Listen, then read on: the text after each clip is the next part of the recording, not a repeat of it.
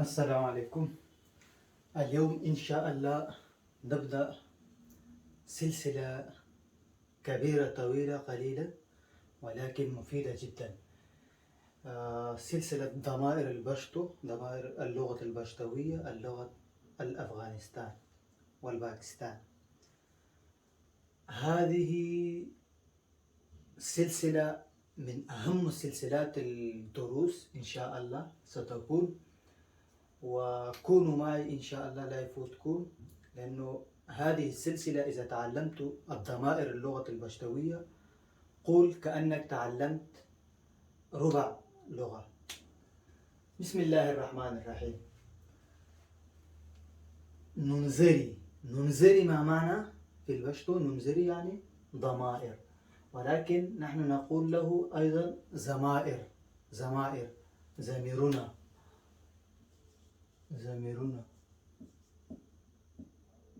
زمائر نحن، ضمائر نحن نكتب بالياء ولا نكتب مثل العرب بالهمزة. بالبشتو ماذا نقول للضمائر؟ نمزري. نمزري، نمزري يعني ضمائر، أو أيضا نقول له زميرنا، زميرنا. نمزري، بوختو نمزري، بوختو نمزري يعني ضمائر البشتوية. تعريف: نمزري. نمزري هغه خپلواکه کلمه ده چې د نوم پر ځای د تکرار د لرې کولو لپاره او په کلام کې اختصار هم راوستی شي. نومځری هغه خپلواکه کلمه ده چې د نوم پر ځای د تکرار د لرې کولو لپاره راځي او په کلام کې اختصار هم راوسته شي. مرة ثانية. نمزري يعني ضمائر، بوختو نمزري يعني ضمائر البشتوية، أيضا نقول له زميرنا، زميرنا. نمزري ضمائر. نمزري هنا، نمزري هنا، نمزري. نمزري جمع، نمزري مفرد. نمزري هغه خپلواکه کلمه ده چې د نوم پر ځای د تکرار د لرې کولو لپاره راځي او په کلام کې اختصار هم راوسته شي. هذا تعريف الضمائر البشتوية. معناه: نمزري هي الكلمة الحرة، هي الكلمة الحرة التي تأتي ليدفع أو للدفاع، ليدفع تكرار فرزي التكرار الذي يكونه لفار رازي، الذي تأتي ببدل اسم أو الذي نستخدمها أو الذي تستخدم أو الذي تأتي فرزي الذي تأتي ببدل نون ليدفع تكرار الاسم، وأيضا يأتي الاختصار في الكلام أو أيضا يمكن يأتي الاختصار في الكلام. مثلا أحمد يو وطن پرست او دین پرست ځوان دی. دی تل وطن او دین ته خدمت کوي. يعني أحمد هو وطن پرست عندنا، الذي يحب في غاية الحب وطنه. دين پرست أيضا دينه يعني وطني. هو أحمد مثلا هو في غاية الحب لبلده والدين أيضا، ودي تل وطنتا أو دينتا خدمت كوي. هو دائما يخدم بلده ودينه. هنا دي في الأول جملة ذكرنا أحمد، جبنا اسم أحمد، وطن فرست عندي أحمد، تكلمنا عن الأحمد. الآن ببدل أحمد جبنا دي، أتينا كلمة دي ضمير لأحمد، دي ضمير أحمد، دي تل وتن أو دينت خدمتك. هو دي يعني هو دي هو يعني دائما يخدم بلده ودينه. هذا مثال أول. الأمثال الباقية دبيلجي بردول بلاندي جملوكي. دبيلجي بردول بلاندي جملوكي يعني بالمثال في الجمل التالية. مثلا قريب أويل، قريب أويل، قال قريب ز نن دير خشالة يم.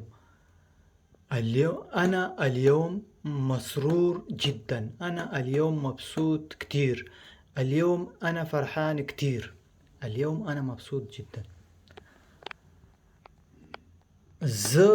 هنا أين الضمير؟ هنا ضمير للقريب، قريب وقال قريب. هذا ضمير قريب، ضمير القريب يعني ضمير للنفس، يعني أنا ضمير للقريب. قريب وقال قريب ندير خشالة اليوم أنا مسرور جدا، يعني قريب هو المسرور. اسطنبول كي جوند كوم، أنا أعيش في اسطنبول. اسطنبول كي جوند كوم، أنا أعيش في اسطنبول. هنا أيضا يعني ضمير للقريب. يعني كلمة مع لغوية، يعني أنا أو إني. تاسو أو تاسي، تاسو وخندل أنتم ضحكتوا، تاسو وخندل أنتم ضحكتوا. تاسو أو تاسي وخندل، تاسو أو تاسي يعني أنتم أو أنتما أو أنتن.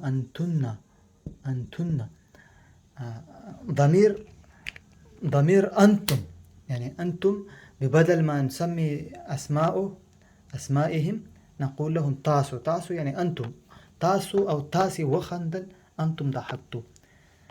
أحمد دتا كتاب ورقلو، أحمد دتا كتاب ورقلو.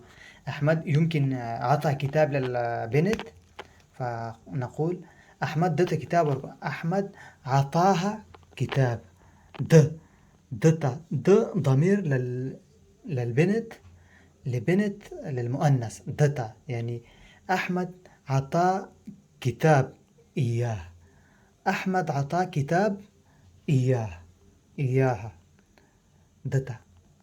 دي أيضا ضمير ولكن مفرد، دا ضمير مؤنث مفرد، دي ضمير مذكر مفرد. مثلا دي خسري دي خسري مين هذا رجل جيد، دي خسري هذا رجل جيد. من رجل جيد؟ من رجل جيد؟ أحمد، لأنه عطى كتاب يعني يعطي كتب. إذا أحد يهدي كتب لأحد طبعا إجباري هو يكون زلمة كويس، رجل جيد. فهنا لم نذكر أحمد خسر، يعني نستطيع نقول أحمد خسر، أحمد رجل جيد، صح؟ ولكن نحن هنا في الدرس سلسلة دروس الضمائر، فلازم ببدل أحمد نأتي دي خسر، يعني هو رجل جيد. دا هي دي هو ضمير لأحمد، دي خسر هو رجل جيد. هغوي لكابل راغلة، هغوي أيضا ضمير يعني هم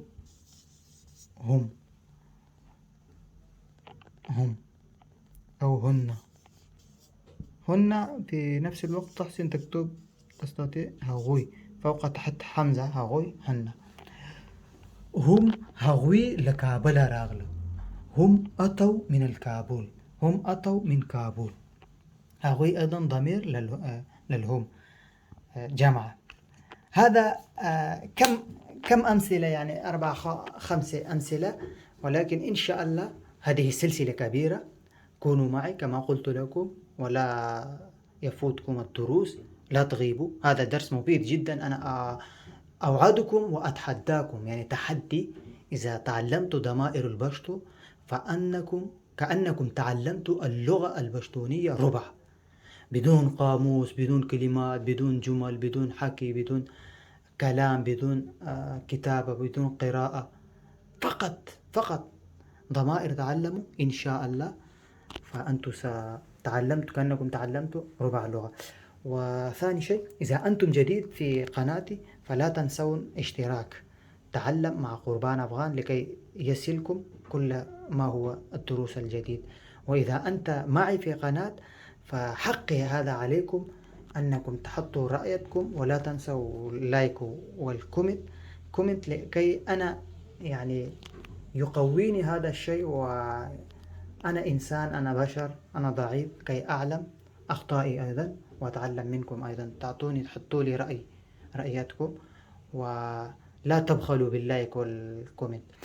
ومثلا الضمير ليش مهم بكل اللغات؟ مثلا إذا نقول هنا مثلا مثال، أحمد دتا كتاب وركو، أحمد عطى كتاب له، أحمد أتى، أحمد رجل كويس، أحمد يعيش معي، أحمد زنجيل، أحمد هيك وأحمد هيك، أحمد فلان وأحمد علان. يعني سبحان الله، حتى إذا ولد صغير كمان يحس ويفهم، يحس عليك أنه هذا هذا الشخص لا يعلم طريق وأسلوب الكلام. يعني بس مرة الأولى يكفي في كل اللغات نسمي اسم الفلان أحمد، وبعدين في العربي أيضا دائما نقول هو أحمد إنسان جيد، أحمد أتى، بعدين نقول هو معي، هو رفيقي، هو هيك، هو هكذا، هو كذا، هو كذا، صح؟ فلهذا الضمير يعني يدفع تكرار الاسم، ويأتي الاختصار في الكلام أيضا. إن شاء الله اليوم يكفي، وغدا إن شاء الله نبدأ أنواع أقسام ضمائر اللغة البشتوية. والسلام عليكم ورحمة الله.